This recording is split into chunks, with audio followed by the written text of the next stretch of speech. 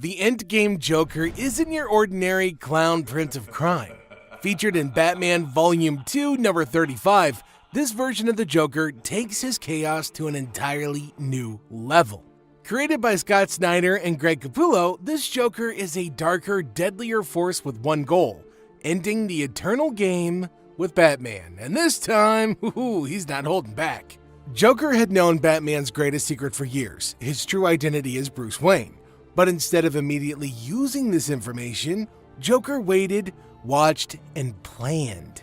Losing wasn't an option for him. He wasn't content with tormenting Batman. He wanted to destroy him and the Bat family completely. See, this wasn't just about playing tricks or pulling pranks anymore. This was war.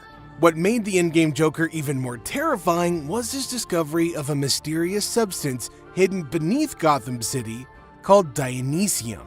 Imagine the Lazarus Pit, right? You know, that mythical pool that can bring people back from the brink of death, but way more potent. Dionysium didn't just heal wounds, it granted Joker an almost godlike ability to recover from any injury, no matter how severe. It also enhanced his agility, making him faster and more dangerous than ever before. But what set this Joker apart wasn't just the Dionysium, it was his unshakable determination. He wasn't a man driven by just madness alone. He was a villain with a final, terrifying plan in mind. And with his newfound immortality, he believed he had all the time in the world to outsmart Batman and intended to do just that. This time, it wasn't about keeping the game going, it was about finishing it once and for all. The Endgame Joker wasn't just a villain, he was a force of nature, embodying chaos, vengeance, and an eerie sense of finality. And in his mind, the last laugh would always be his. But that's not all. There's also Spectre Joker, who wasn't inherently a villain either. Somehow he became a monster. Want to know how? Well, I'll get to that here in a little bit, so stay tuned. Next up, the Titan Formula Joker cranks up the chaos of the Clown Prince of Crime to monstrous levels. Featured as the final boss in Batman Arkham Asylum, the creative team at Rocksteady Studios brought this version of Joker to life. It's a terrifying blend of his signature insanity and raw brute strength that pushes Batman to his limits.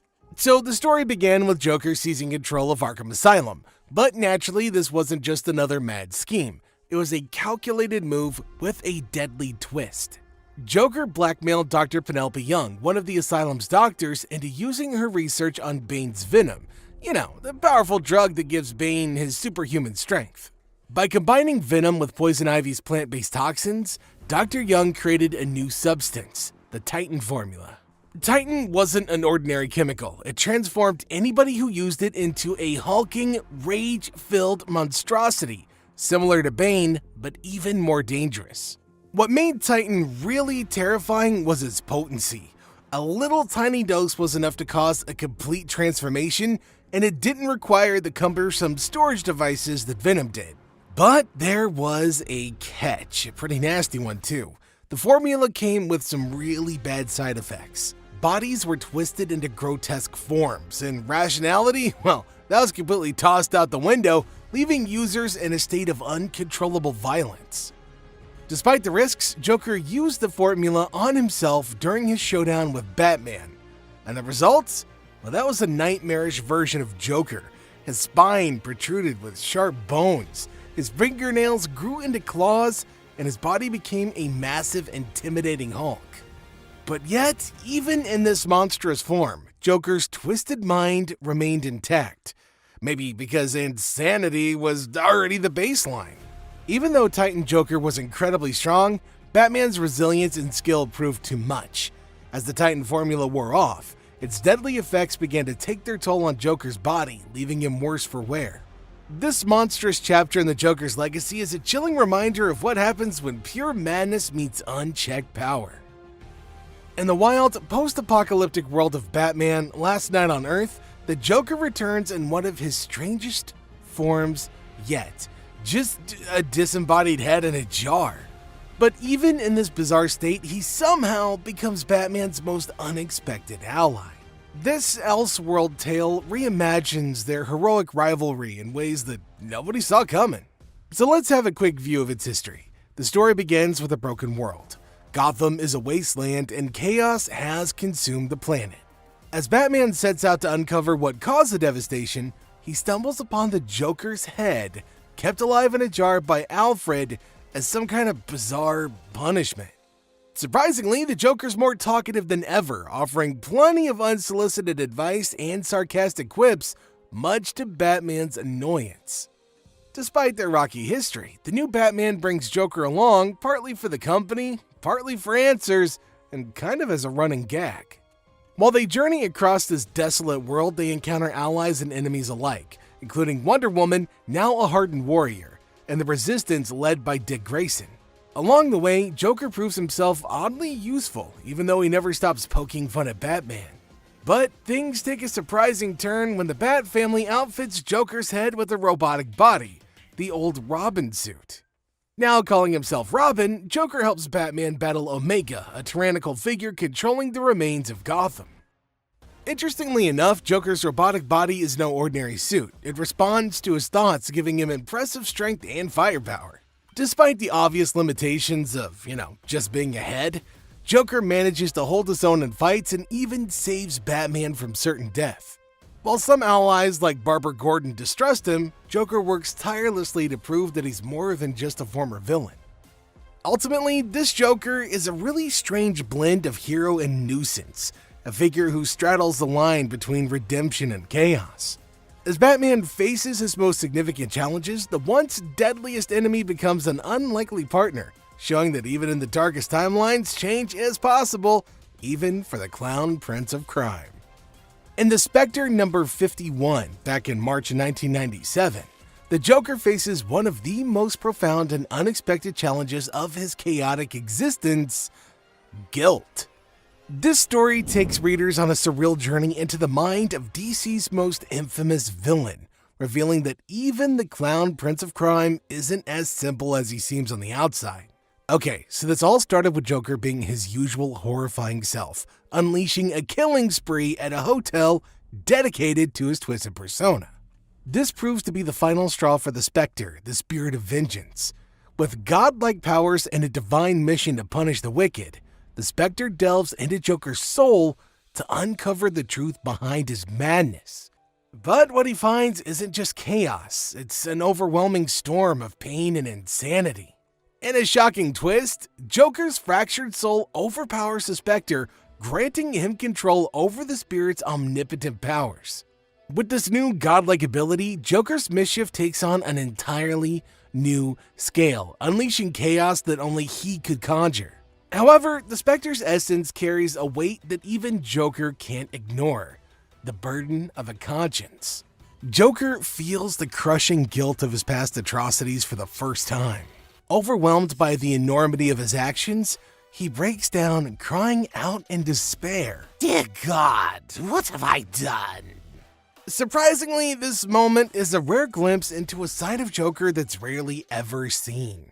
His usual insanity shields him from the consequences of his actions, but now forced to confront the difference between good and evil, the guy is shattered. The maniacal laughter is gone, replaced by silence and regret. Now, what makes the story so powerful is its exploration of the Joker's psyche. He's not inherently evil, he just simply can't understand morality. This revelation turns the Joker into a tragic figure, a man whose insanity makes him a monster, yet whose fleeting clarity reveals the depth of his humanity. In the end, The Spectre number 51 offers a haunting reminder that even the most chaotic villains are more than they appear, making this one of the most unforgettable tales in Joker's legacy. But hey, did I forget to mention the Lord of Chaos Joker?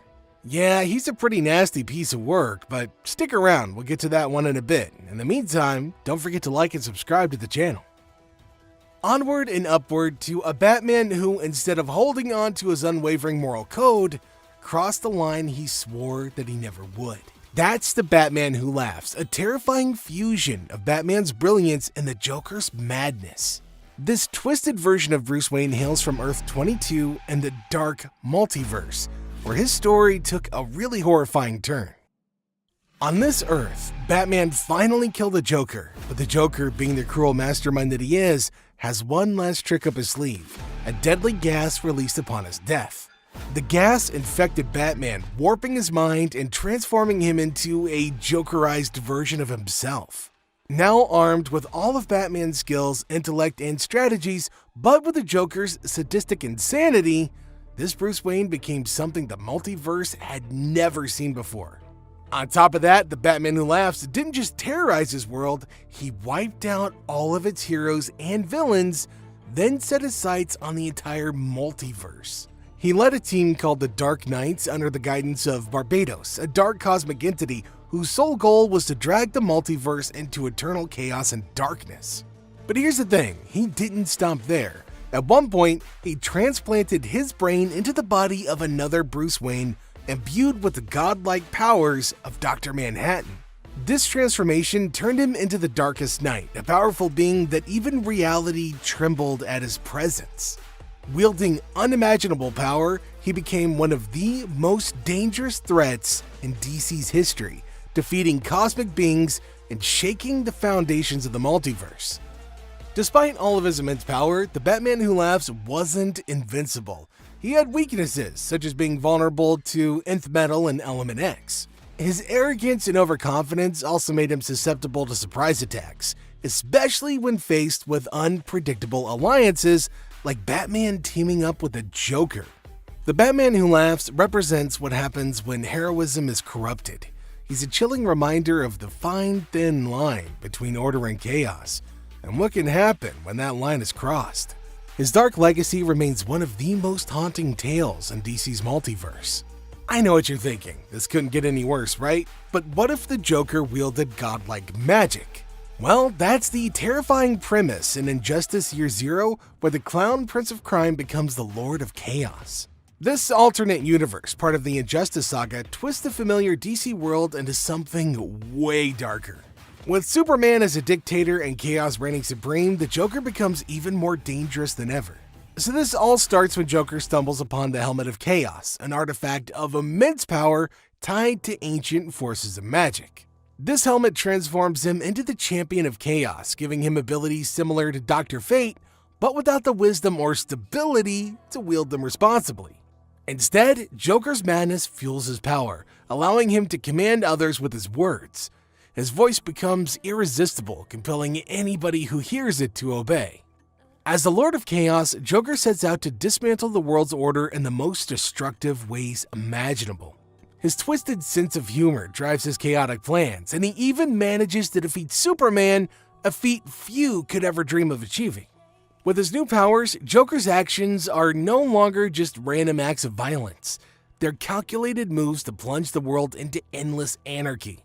So behind this chaos lies an eternal battle between two opposing forces, the Lords of Chaos and the Lords of Order. These ancient magical beings represent the universe's balance, chaos symbolizing boundless freedom and anarchy, while order stands for structure and stability. This struggle has played out across eons, with neither side ever really genuinely winning, as balance has always got to be restored. In the Joker's hands, chaos becomes an uncontrollable force pushing the universe to the brink. This madness, combined with the Helmet of Chaos and other powerful artifacts like the Nightmare Stone, makes him nearly unstoppable. And yet, this transformation highlights the fragility of balance, how even the smallest disruption can spiral into catastrophe. The Lord of Joker Chaos is a chilling reminder of what happens when power falls into the wrong hands. It's not just chaos, it's chaos with a grin. But that's not the only case of power being abused. There's more, like the Joker from Earth 686. This guy's moves are always unpredictable and utterly merciless. So stick around, because we're going to talk about him in a little bit. Imagine waking up in a world where nothing makes any sense at all. A nightmare of chaos and madness where reality bends to one man's twisted will. That's the terrifying scenario Superman finds himself in when Joker becomes Emperor Joker, a godlike being with the powers to shape the universe as he pleases. But how exactly did the Clown Prince of Crime gain such unimaginable power? Well, it all started with a mischievous fifth-dimensional imp named Mr. Mxyzptlk. Say that 5 times fast. Gilbert Gottfried did an amazing episode with him. Rest in peace, dude. Anyway, This story is really fascinating. So, Mr. Spitty Boy, known for tormenting Superman with reality warping antics, decides to spice things up. Out of sheer boredom, he gave Joker a tiny taste of his power, just 1%. But Joker, being Joker, turned that sliver of power into a gateway to steal the remaining 99%. Suddenly, the Joker wasn't just a maniacal clown anymore, he was a near-omnipotent god who could rewrite reality. As Emperor Joker, he reshaped the world into his own twisted playground. People's lives were nothing more than toys to him, and chaos ruled supreme. Joker's dark imagination ran wild. He tormented Batman by killing him in horrific ways over and over, just to watch him suffer. In one of his most bizarre acts, he devoured the entire population of China simply because he had a craving for, you guessed it, Chinese food. But despite all of his power, Joker's humanity and obsessions still limited him. His fixation on Batman in particular became his undoing. See, Superman realized that no matter how powerful Joker had become, he couldn't bring himself to erase Batman from existence. That obsession became the crack in Joker's godlike armor, and Superman used it to outmaneuver him. Joker's time as Emperor Joker didn't just showcase his madness, it amplified it to cosmic proportions. He pushed reality further than Spitty Boy ever dared to, purely because Joker didn't care about the consequences. Ultimately, his reign of terror proved that even a god like Joker is still bound by the exact chaotic nature that defines him as a person. It's a chilling reminder of what happens when the wrong person holds ultimate power. And for the Joker, well, it's all just a joke. This Joker, Gotham's infamous clown prince of crime, thrived in chaos.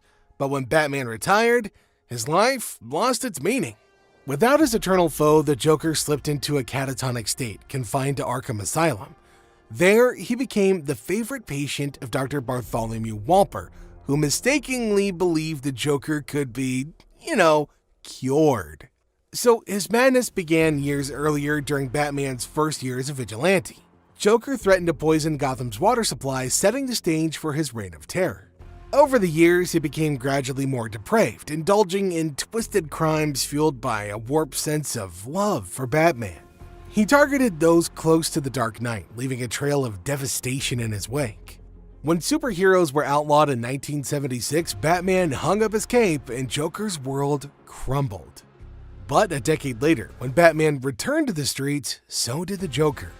His catatonia shattered, he manipulated Dr. Walper into believing that he was reformed and secured a spot on a live talk show. Well, predictably and yada, chaos followed. Joker unleashed a deadly toxin, killing everybody in the room except for himself. Despite Batman's best efforts to stop him, the massacre unfolded, further fueling their deadly rivalry. But look, Joker's next move was as monstrous as ever. Using a mind-controlling lipstick, he manipulated Selina Kyle, beat her mercilessly, and used her to assassinate a member of Congress. This led Batman and Robin to Joker's final act, a horrifying showdown at an amusement park. Here, Joker planned mass murder using explosive dolls.